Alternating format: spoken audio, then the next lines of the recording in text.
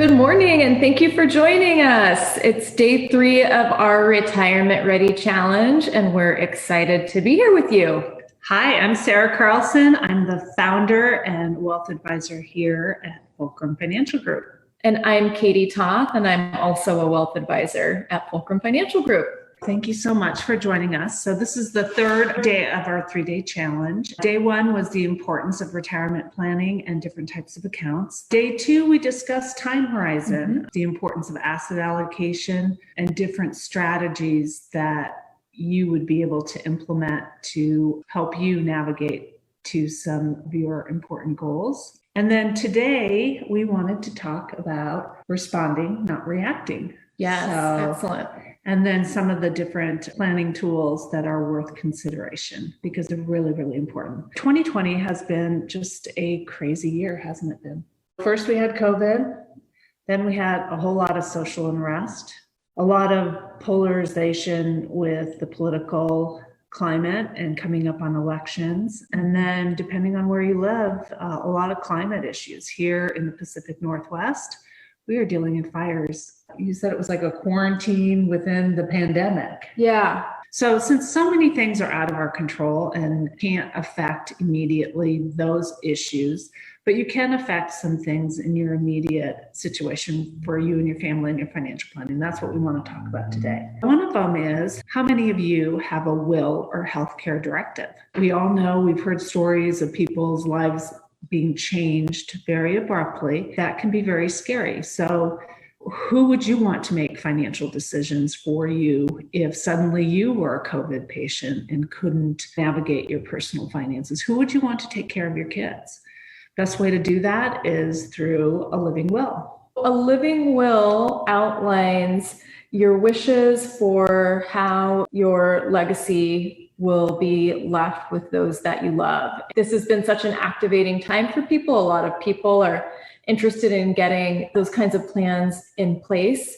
And we would just encourage folks to make sure that your wishes are outlined in a living will so that should something unforeseen happen, that those you care for are taken care of in the way that you want them to be. Right, because if you end up dying without a will and testate, what happens is then the state law in which you live will dictate it goes through the court system. So that may or may not be what you want. You may or may not want certain family members to suddenly be guardian of your children. It's an easy thing to do, either meeting with an attorney and putting that in writing and being clear. It's one of the things we do is we have our clients give us a copy of their documentation so we can help facilitate that if something were to happen. And it is important that you communicate that to your advisors because ultimately our job is to help you live your best life. If we don't know what your wishes are, or they're outdated, then it's not necessarily going to be delivered the way you want. The other thing I think we need to discuss is there's certain things that pass outside of a will. A lot of what we're talking about is different retirement opportunities are that. So when you sign up for a retirement account, you usually put in place who you'd want to be the beneficiary. So that actually passes outside of your probatable estate. If you started working for an employer a long time ago and have a 401k, for example, there, your beneficiary designation may have been like an ex-husband or may have been a situation because your kids were a lot younger. It's really important you review those beneficiary designations annually. What we're talking about are, for example, an individual retirement account, a traditional IRA, or a Roth IRA. And it's easy when you're changing jobs, when you're moving, when you have a lot of moving parts in your life to have information potentially be outdated. Right. And that applies to 401k, profit sharings, any kind of qualified plan.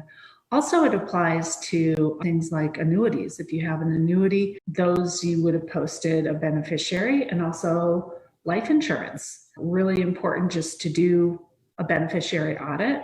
In our welcome kit is something that we kind of address and help to review that. The other thing that we wanted to discuss today was the changing role of insurance. When you're younger kids, what would you say are some of the more important insurance pieces of a financial plan?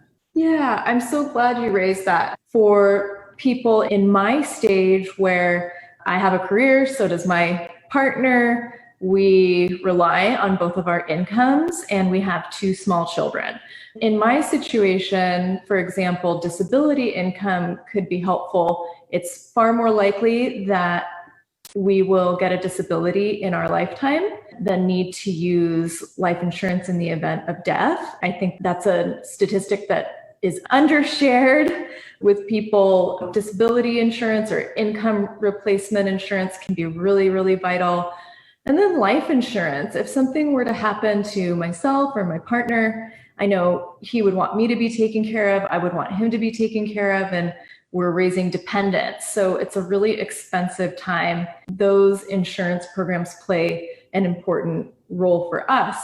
Later in life, considerations, for example, for long-term care insurance. If your health were to decline and you were to need significant assistance, would you be okay? Would your partner be okay? It's a really, really important conversation to have in terms of your whole financial picture. When you're younger, a lot of times your ability to earn a living is your most valuable asset. It's just worth considering insuring it with disability income, life insurance, also the property casualty of auto insurance, homeowners insurance, and possibly an umbrella policy are going to be important. As you age, you no longer necessarily have the same, hopefully, debt obligations you did when you were younger, and hopefully your kids are educated and being launched. And so maybe the amount of life insurance or disability is not as paramount, but like Katie said, long-term care, that tends to be the biggest expense for people as they age, as well as other health-related costs. One underlooked opportunity is that if you have an older life insurance policy that has cash value, one of the things you can do is you can roll it over tax-free to an annuity. It's possible to take that old whole life policy and then change it into an annuity, and then that annuity can work to serve to help pay your expenses and part of that guaranteed plan. So whether a variable annuity or a fixed annuity, that's a really underlooked opportunity for changing insurance needs. Yeah, that's a great point. There's so many important parts of planning for retirement. And I realize we have talked on just 3 parts of it. It's important that you, first of all, review your situation. There's a lot of professionals like us who that's all we do is specialize in that. So not only review your situation, but then make sure that it's current to your current needs and come up with a game plan. And then most importantly, to monitor and navigate that game plan as geopolitical items are going to continue to change the landscape. And then your personal situation is going to continue to change. And it's important you have a plan that's nimble enough that your advisors are big enough and have the capability to serve your needs, but in addition, small enough to know you individually and your unique situation. Yeah, I really appreciate that. And I love what we do because when people are coachable and ready to take action, the trajectory of their lives can really change with planning. So it's pretty powerful stuff.